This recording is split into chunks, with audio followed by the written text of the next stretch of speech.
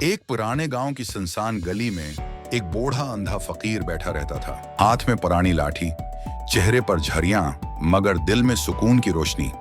लोग कभी उसे सुक्के और रोटी देते, कभी हंसते और कहते ये इंधा भोड़ा दुनिया पर बोझ है, मगर वो मुस्कुराकर जवाब देता कि आंखों से अंधा होना नुकसान नहीं, दिल से अंधा होना असल अंधेरा है।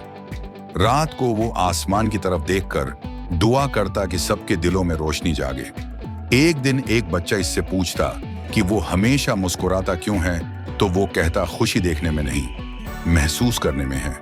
आहिस्ता आहिस्ता गांव वाले बदलने लगते और उससे मोहब्बत करने लगते। एक दिन एक गुरूर से भरा ताजिर आता है और कहता, ए भोड़े आंधे आदमी, तुम दुनिया पर बोझ हो।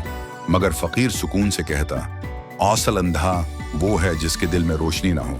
ये सुनकर ताजिर टूट जाता और कहता, तुम अंधे नहीं, असल अंधा मैं हूं।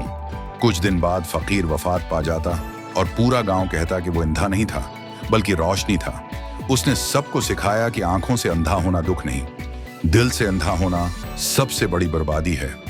अगर यह कहानी आपके दिल को छू गई हो तो इस चैनल को जरूर सब्सक्राइब करें ताकि मजीद ऐसी मोटिवेशनल कहानियां आप तक पहुंचती रहें।